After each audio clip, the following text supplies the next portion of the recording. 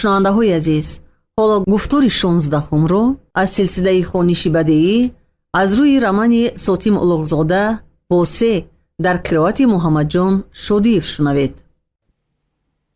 мулло Сафар суханашро давом дод. як шаб дари ҳуҷра тақ-тақ шуд. хиста шамро даргиронда дарро кушодам. бинам ки як марди мӯйсарури шашрасидагӣ, сару танаш пора пора, пойлӯч истодааст. аввал ӯро нашинохтам. баъд гап зада буд ки шинохтам. назир будааст. аз шаҳри сабз гурехта, монанди дуздон дар кӯҳу даштҳо пинҳон шуда, шабро гашта, охир ба Самарқанд расидааст. маро пурсуков карда ёфтааст. кулфатҳои кашидаашро нақл кард ки агар ба санг мегуфт, санг об мешуд. донистам ки бало ба сараш қоим аст ва ҷонаш дар хатар.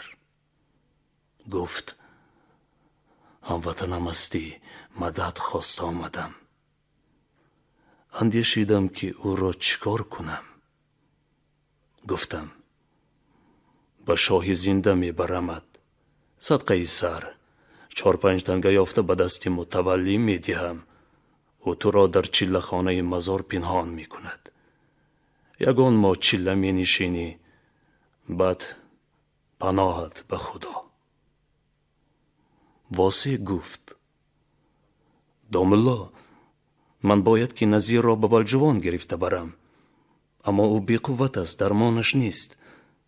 ӯро 1-2 ҳафта парвариш кардан лозим ки андак ба мадору қувват биёяд.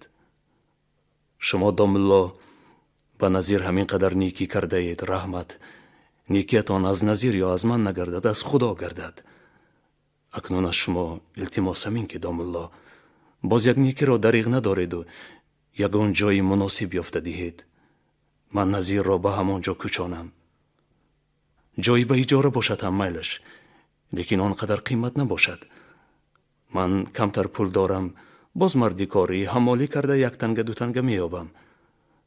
агар Назир боз аз ин зиёд дар он шинад, ҷазир мешавад, домулло, мурда мемонад. аҷалаш нарасида бошад, намемурад, гуфт мулло Сафар. 40 сол вабо шавад ҳам аҷалаш расидагӣ мемурад. ту ғалати гап мезанӣ, додар. ман ки худам дар ин шаҳр мусофирам, бехонумонам, бекасам, барои Назири ту ҷойро аз куҷо меёбам? охир шумо ки мулло бошед, домулло мардум шуморо иззат мекунанд, гапатонро мегиранд. магар аз ёру дӯстони мусулмони шумо касе ёфт намешавад ки як ғариби дардмандро 1-2 ҳафта паноҳ диҳад? худамро ба зур дар ҳамин ҳуҷра паноҳ доданд. восеро ғам гирифт. сарашро поин андохта фикр мекард ки чӣ бояд кард. мулло ҳам ба сукут рафт. баъд гуфт: хайр, Назирро ба ҳамин ҷо биёр. то ягон ҷои муносиб ёфтанад вай 3-4 рӯз дар ҳамин ҳуҷраи ман хоб карда истад ҳам мешавад. восе Назирро аз чиллахона бароварда ба ҳаммом бурд. ба сартарош мӯи ӯро тарошонд. бо илтимоси вай ҳамомчӣ барои Назир 1 таҳу лозимии нимдошти карбосин ва 1 ҷомаи алочаи абрастари кӯҳна оварда дода, аз восе 12 танга гирифт. сипас мусофирон ба ҳуҷраи мулло Сафар равон шуданд. восе нимчоряк гӯшту равғани гӯсфанд харида овард. ҳезум ҳам ёфта овард. соҳиби ҳуҷра хом шӯрбо пухт. ба Назир 1 коса оби шӯрборо бо 1 бурда нон хӯрониданд. ӯ сер нашуда бошад ҳам барои дафъаи аввал аз ин зиёд хӯрок надоданд, то ки меъдаи аз гуруснагӣ фушурдашудааш ба ҳазми таом оҳиста оҳиста одат кунад. бечора аз ин хӯроки гарм ки дар 4 ҳафтаи охир аввалин бор хӯрда буд, و هم از شادی دیدار دادرخوانده‌اش مجال و قوت یافته حتی در صحبت بدینه همراهی کرد. البته در بهبودی احوال نظیر خبری از تعقیب و کافتوکاوی او دست کشیدنی رئیس و میرشبی شهرسبز نیز بی تأثیر نبودند. پرسپاس و صحبت تا گشت روز دوام کرد. ملا سفر نماز پیشین را خوانده آمده بود که صحبت باز اوج گرفته تا شام طول کشید. هموطنان مسافر با یکدیگر سرگذشت‌های المناک خود را نقل کرده درد و حسرت می نمودند.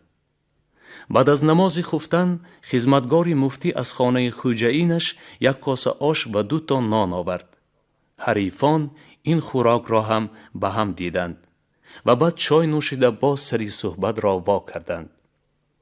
واسه از بازی که به سفر برآمده بود امروز یکمین بار مثل اینکه باری گرانی را از دوشش فرو افکنده باشد در خود سبوکی و خوشحالی حس می کرد. او و ملا سفر نشسته نظیر باشد بعد از صرف 2 پیاله چای گرم بر بالای نمد دراز کشیده بود. پیاله بلغمی قداقین در بین ملا و مهمانان او به ایست رد و بدل می شدند. واسه واقعات سفرش را از بلجوان تا سمرقند با شیوه کوهستانی خود بسا رنگین و آبدار نقل می کرد.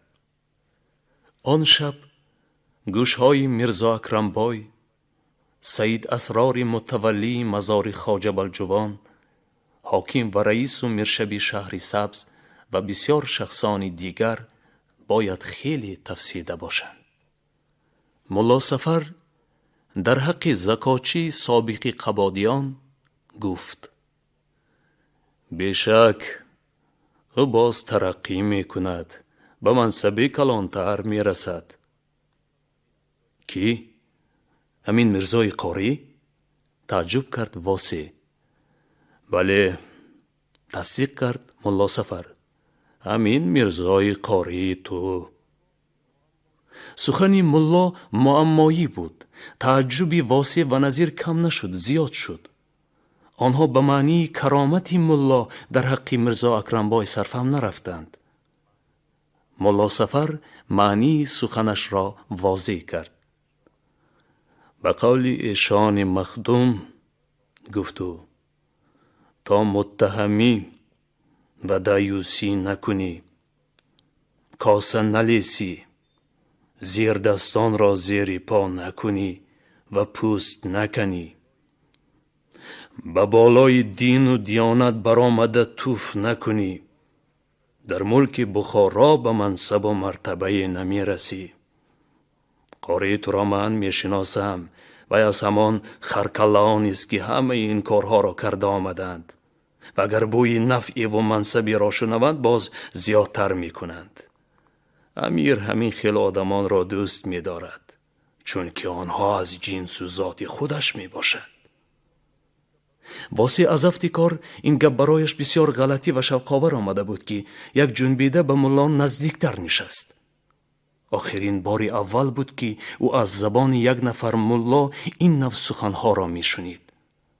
ملاهای شناس واسه در حق امیر و عملدارانش در غیبشان هم شما گفته با تعظیم و تکبیر گپ می زدند. ایشان مخدوم کیست؟ پرسید او. ملا سفر جواب نداده چراغکی سیاه را از تاقچه گرفته آن را از شعله شم در گیراند و شم را خاموش کرده به کنجکی تاقچه گذاشت. شم را او برای شغل کتابتش صرف می کرد. روشنایی حجره خیره‌تر شده از شعله چراغکی سیاه در دیوار حجره سایه های کلان ریشدار 2 مرد به جنبش آمدند. بعد ملا باز در جایش نشسته: آن کس پیری من، هادی منند گفت و دیگر دم نزد. از افتکار او درباره پیرش و هادیش به مهمانان عامی خود از این زیاد گپ زدن نمیخواست. در بین صحبت ملا سفر از واسی پرسید که او از کوهستان چه خبری خوشی آورد، در آنجا زندگی چطور، نرخ و نوا چگونه است؟ واسی به او از وطنش چه خبری خوشی رسانیده می توانست. 2 سال باز خشکسالی و قحطی است. نرخ 1 من گندم تا به 32 تنگه پادشاهی برآمد. این بهار غله نز رویده دنبول شده بود، اما نظر به گفته مردیکاران بلجوانی و کولابی که واسی با آنها در شهری سبز دوچار شد، به قریبی آن طرف ها را ملخ پخش کرده کشت های غله را خورده رفته است. ماندگیش را ملخی منقید می خورد. از جایش نیمخه شده گفت نظیر: دهقان خدازدگی باز هم گشنه، باز هم علف خور. سزای شما مردم همین. بناگاه طعنه‌آمیز گفت ملا صفر: تا وقتی که شمایان همه به حاکم و عملداران فرمان بردارید و آنها هر نامعقولی که کنند دم نزده گردنتان را خم کرده می ایستید، از گشنگی و علف خوری خلاص نمی شوید. این که باز هم غلطی و از غیری چشم داشتی کوهستانیان ما بود. چطور فرمان بردار نباشیم؟ حیران شد نظیر. آخر ما فقرا باشیم، آنها حاکم باشند، حکمشان به فقرا روا باشد. حکم حاکم به شرطی رواست که از شریعت بیرون نبراید. اما بسیاری حکم فرمانهای امیر و عملدارانش خلاف شریعت است، باطل است. ملا صفر یک قل چای را فرو داده با آوازی پست گویا که برای خودش گپ می زده باشد سخنش را دوام داد. گفته های شان مختوم حق است و راست. خدای تعالی از این امیران جاهل، وزیران کاهل، سپاهیان گمراه و غافل کیها روی گردانیده است. اگر روی نمی گرداند نصاراسی یکی مملکتشان را زیر کرده نمی گرفت. امیر و عملدارانش می دانند که دولتشان دیر نمی پاید. روسیه پگاه فردا باقی مانده ملک امیر را هم با همراهی پایتختش بخارا زیر کرده می گیرد. بنابراین امیر، حاکمان قلعه ها، عملدار و سپاهیان هر کدامی در غم خود می باشند. بعد از سر من آفتاب نبراید گفته رعیت را غارت کرده مال و دنیا زیاد می کنند تا که بعد از دست رفتن جاه و منصبشان باز هم به دولتی نعمت زندگی بسر برند. ملک ویران، شریعت خار، دین و دیانت زیر پا. علمای حق ناشناس چاکری امیر و وزیر شده منفیت حاضره خود را مد نظر کرده مال و ملک فقرا همگی از آن جناب عالی است. رعیت را حق مالکیت نیست. اگر امیر هر چیز از فقرای خود ستانده گیرد جبر و ظلم نکرده است بلکه از مال و ملک خود گرفتگی حساب می شود. گفته فتواهای نامشروع می دهند. امیر فاسیل و غافل، وزیر ناعامل، رئیس و قاضی رشوتخوار، مشرف مال مردم خور، میرشب شریک دوست، امین بازار حرام خور، نایب آب فروش. از روی شریعت محمدی هیچ کدام اینها حکیم فرمان روایی کردن ندارند. اگر کسی به حکم فرمانهای آنان اطاعت نکند گناهکار و یاغی نمی شود. هر چیزی که آنها به نام خراج و عشر و زکات سوایم از فقرا میستانند همه ناحق، همه یغماگری است. واسی به دهان گوینده چشم دوخته کرخت شده ماند. ملا گویا که دل واسی را کفانده نگاه کرده درد و علمی او، راز نهانی او، خیال و اندیشه های او را دریافته تفسیر می کرد. نظیر هم دم بدم نیمخه شده گوش راستش را به طرف ملا کرده زیرا گوش چپی او اندک وزنی بود. کوشش می نمود که یگان کلمه او را نشنیده نماند. دولت امیر دیر نمی پاید، تکرار کرد ملا صفر. من در کتاب علامه دمیری خواندم آن بزرگوار می‌فرمایند که هر یک پادشاه ششم از تختش می‌غلطد، سرنگون می‌شود. مظفرخان به شمار امیری هشتمی منقیطی باشد هم در حقیقت امر امیر ششم است. امک‌های وی حسین خان و عمر خان هر کدامی 1 ماه 2 ماه در تخت نشسته باشند هم ذاتاً پادشاهی نکردند، کشته شدند. اینها حساب نی. پسری کلانی امیر کتتوره عبدالملک در هندوستان از انگلیس و از امیر افغانستان عبدالرحمن خان مدد گرفته لشکر گرد آورده گشته است و به این طرف لشکر کشیده با پدرش نیتی جهاد کردن دارد میگوید. عبدالرحمن خان دشمن مظفرخان است، زیرا وقتی که عبدالرحمن خان یک وقتی گریزه شده به بخارا پناه آورده بود، مظفرین نامرد آن مهمان پناهجوی خود را بسیار بی‌حرمت کرد، آزار داده بود. میری زرد هم با کتتوره همراه بوده است. به قریبی در بخارا آوازه شد که در حصار، کولاب، قراتیگین مردم شوریده گویا چندین املاکدار و زکاتچی را کشتند. حتی خدای نظر اتالیق قراتیگین را هم کشتند. گویا حصاریان از حاکم عبدالمومن توره طلب کرده باشند که کوهستان را از بخارا جدا کرده گیر.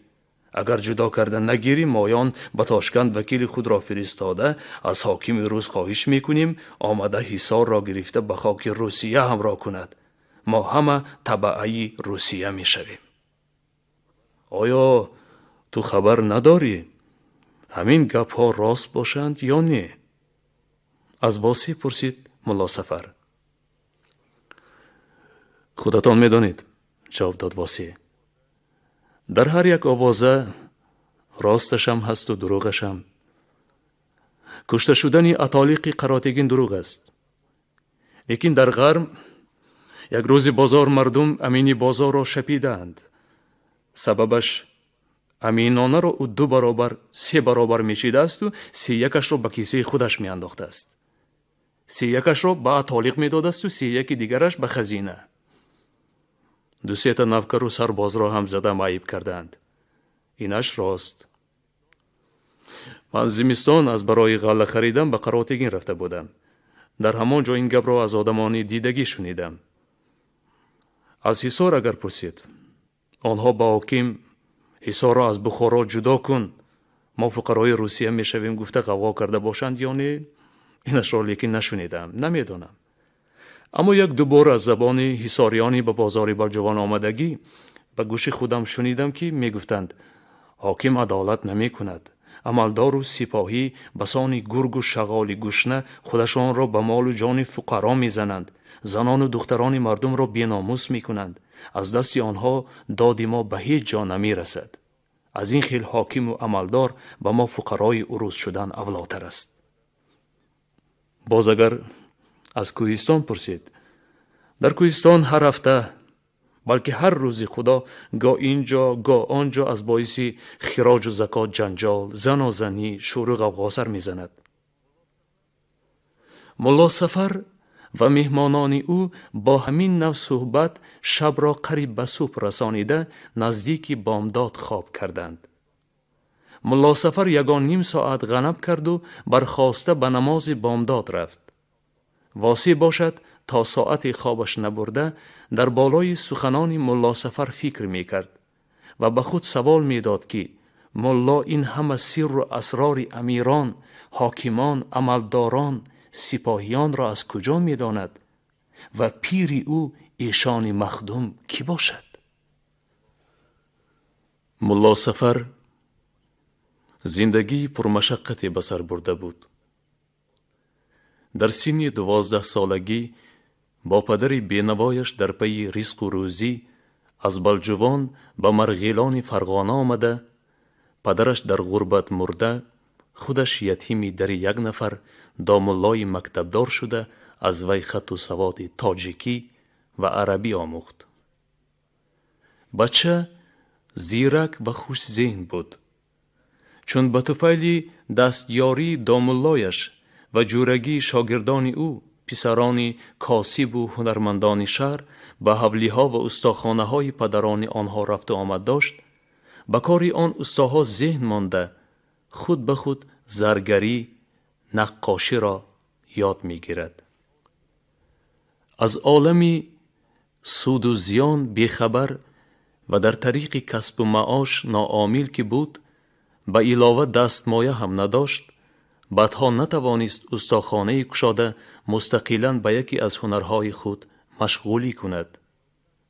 از هر چیز زیادتر به خطاطی، خوشنویسی مایل و شوقمند بوده، به اندک مدت در این صنعت هم بهره و مهارت لازمه حاصل نموده خوشنویسی نامی گردید، به حدی که آواز خوشنویسی او به گوش خان خوقند محمد علی خان رسید و خان او را به ارده خود خوانده به زمره مرزاهایش درآورد. ملا صفر در برابر شغل مرزایی خود در پیش عبدالرحمن خواجه آخوند اعلم خوقند مدت 5 سال تحصیل علم نموده قافیه، شرح ملا، مختصر الوقایه و هدایه را ختم کرد. خود محمد علی خان هم خوشنویس و مردی فاضلی بود، اما خان ثانی خدایار که سواد را سواد و هنرمند را هنرمند می گفت، اهل فضل و هنر را قدر نکرد. ملا صفر از فتنه رقیبان بخیل به فساد بدخواهان رذیل خود گریخته به بخارا رفت. در آن شهر او به مدرسه غریبیه حجره‌نشین شده دستخوانی خود را دوام داد. وجه معاشش روز به 1 تا نان و 1 چاینک چای به زور می رسید. ملای جوان ناعلاج سنگ قناعت به شکم بسته بسیار روزها را به گرسنگی شب و شبها را روز می کرد. سالی که در بخارا وبا خیست، او به کسلی وبا مبتلا شده از اثر آن مدت 3 سال بستری گردید. در شهر آدمان غریب نواز کم نبودند. شناسان و آشنایان ملا صفر از جمله کاتب و خطاط، زرگر و نقاشان بخاری بیمار را به خانه های خودشان برده پرستاری می کردند. 1 تا نیم تا هموطنان حصاری یا کولابیش هم از وی خبر گرفته می استادند. او مردی ریاضت کشیده و جان سختی که بود نمرد، صحت یافت. روزی از روزها او در دست 1 نفر آشنای مدرسگی خود نوادر الوقایع احمد دانش را دیده خواستار مطالعه آن کتاب شد. میل او به خواندن اثر احمدی کله از روی کنجکاوی بود که یعنی ببینم این کافر و زندیق چه ها نوشته باشد. آخر دامالله‌های کلان که ملا صفر حتی کفش بردار آنها شدن را برای خود شرف می دانست، احمد دانش را کافری بی صلات و تکبیر، بدعتکار و شاگرد شیطان می نامیدند. می گفتند که او در وقتهای به مسکو و پترزبورگ رفتنش در آن شهرهای روسیه با کافران طرح دوستی انداخته از آنها نقشی زمین و آسمان و جدول گردش ماه و آفتاب و ستاره ها را که همه بیشک و شبه مکر شیطان است گرفته آورده در دیوار مهمانخانه‌اش آویخته مانده است و اینچنین با تلقین جن و پری ها سوختن ماه و آفتاب را پیشگی دانسته خبر می داده است.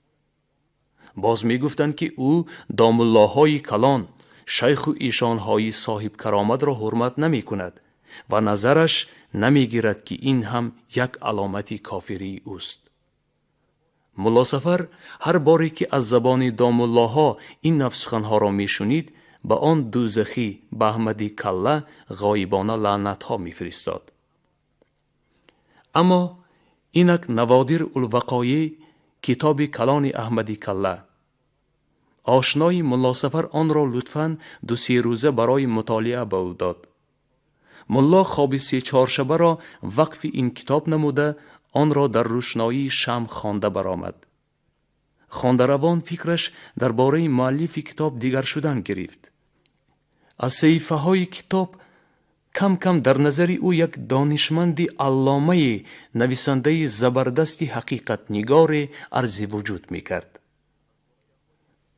از واقعه های بیان کرده ایستادمان اندک پیشتر رفته باید گوییم که ملا صفر دیرتر بعد شخصا شناسا شدنش با احمد دانش رساله دیگری او را هم راجع به حکمرانی امیران منقیطیه از خود مؤلف گرفته خوانده برآمد.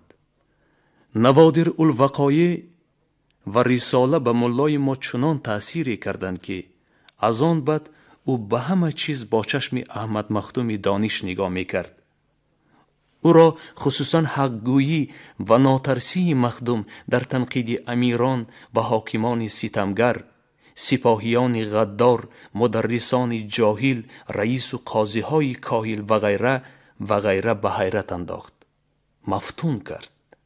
همه این نظم و نسقی امارت، فعل و اطوار حکما و علمای بخارا به نظرش نهایت رسوا، پست و نالایق نمودن گرفت. او فهمید و قانع شد که سلطنتی امیران آخرین منقیطیه از غیر حق و اعمالشان خلاف شریعت است. ثانی‌تر او با مخدوم شخصا شناسا شد. بار او در اول بهار بعد از صحت یافتنش از بیماری وبا پیاده به طرف کرمینه سیاحت کرد و یک هفته دیه به دیه و منزل به منزل گشته به مزار قاسم شیخ رسید و 6 ماه در سر آن مزار شریک نظر و نیاز شیخان و درویشان شده استقامت کرد. از روزها یک روز 3-4 نفر ملای راهگذر در آنجا به زیارت مزار توقف نمودند. یکی از آنها مردی قامت بلند و کلکلانی بود که دیگر همراهانش بسیار عزت و حرمتش می نمودند. آن مرد اندک لکنتی در زبان داشت. زبانش می گرفت و سخت گپ می زد. اما فقط آهنگ گفتارش سخت بود وگرنه سخنهایش همه دخوره، تکدار، با ظرافت و به هزل و مطایبه های شیرین آمیخته بودند. کله کلانش اندک به یک سو خم بود. از روی این نشانه ها ملا صفر دانست که آن شخص احمد دانش است.